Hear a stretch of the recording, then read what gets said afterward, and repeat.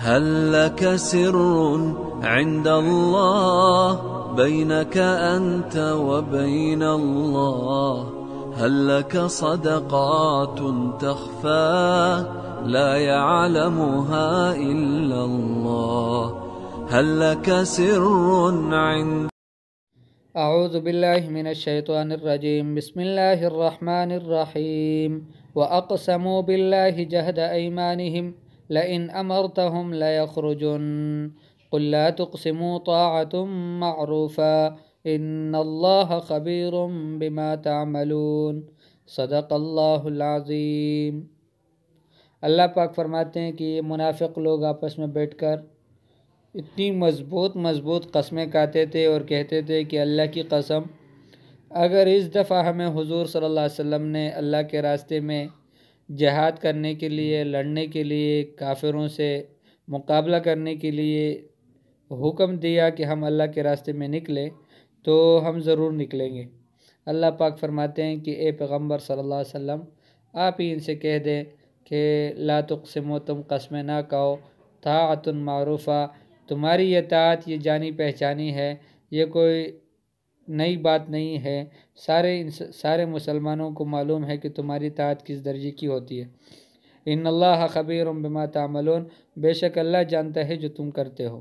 یہ منافق لوگ پہلے تو اللہ کے راستے میں نکلتے نہیں تھے، یعنی دوسرے مسلمان جب جہاد کے لیے جاتے تو یہ نکلتے نہیں تھے، اور جب نکلتے تو پھر وہاں پر مسلمانوں کے حوصلوں کو اور ان کی ہمتوں کو پست کرنے کی کوشش میں لگے رہتے، اور مختلف قسم کے مواقعوں پہ مسلمانوں کے خلاف تدبیریں اور مسلمانوں کو پریشان کرنے کی کوشش کرتے تھے۔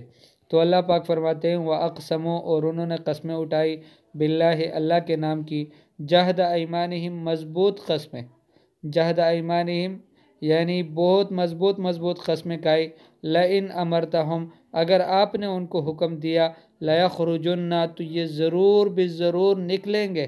ایسی مضبوط قسمیں کھا کر اور سخت تاکیداً جملے استعمال کر کے وہ آپس میں کہتے تھے کہ بس اب تو ہمیں بس اجازت کی دیر ہے کہ حضور صلی اللہ علیہ وسلم ہمیں حکم کرے۔ قل لا تقسموا، اے پیغمبر صلی اللہ علیہ وسلم آپ ان سے کہو کہ تم قسمیں نہ کہو، طاعۃ معروفہ، تمہاری اطاعت ہم جانتے ہیں، طاعت پہچانی ہوئی اطاعت ہے، جانی پہچانی اطاعت ہے، کوئی نئی چیز نہیں ہے۔ ان اللہ خبیر بما تعملون، بے شک اللہ جانتے ہیں جو تم کرتے ہو، خبیر ہے، خبر رکھتے ہیں، بما تعملون، ان چیزوں کو جو تم کرتے ہو۔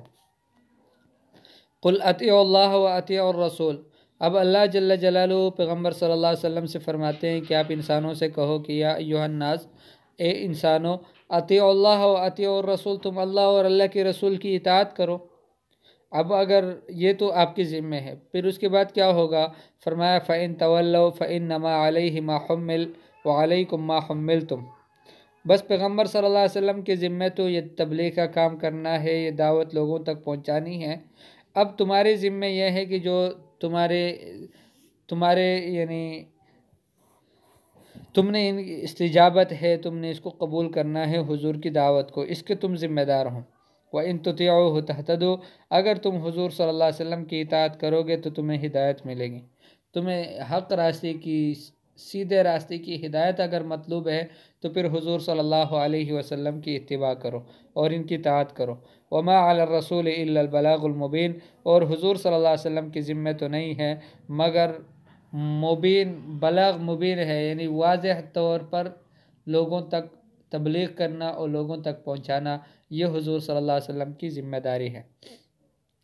قل، آپ کہہ دیجئے، اطیعوا اللہ، کہ اے انسانوں تم اللہ کی اطاعت کرو، وَأَطِيعُوا الرَّسُولَ، اور رسول کی اطاعت کرو، فَإِن تَوَلَّوْا فَإِنَّمَا عَلَيْهِ مَا حُمِّلَ، اگر یہ پھر گئے تو حضور صلی اللہ علیہ وسلم کے ذمہ تو وہ ہے جو اس کے اوپر رکھا گیا ہے، یعنی جو اس کے ذمہ لگایا گیا ہے بس اسی کے وہ مکلف ہے۔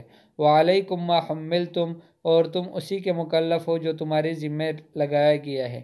حضور کے ذمہ دعوت دینا ہے، تمہارے ذمہ اس کو قبول کرنا ہے۔ وَإِن تُطِيعُوهُ، اگر تم حضور صلی اللہ علیہ وسلم کی اطاعت کرو گے، تَهْتَدُوا، تو تمہیں ہدایت ملے گی۔ وَمَا عَلَى الرَّسُولِ، اور نہیں ہے رسول پر، إِلَّا الْبَلَاغُ الْمُبِينُ، مگر مبین یعنی واضح طور پر دعوت دینا، لوگوں تک پہنچانا، اللہ کے پیغام کو اللہ کی یعنی اللہ کے دین کو لوگوں تک یعنی واضح طور پر کھل کر پہنچانا، یہ پیغمبر صلی اللہ علیہ وسلم کی ذمہ کام ہے۔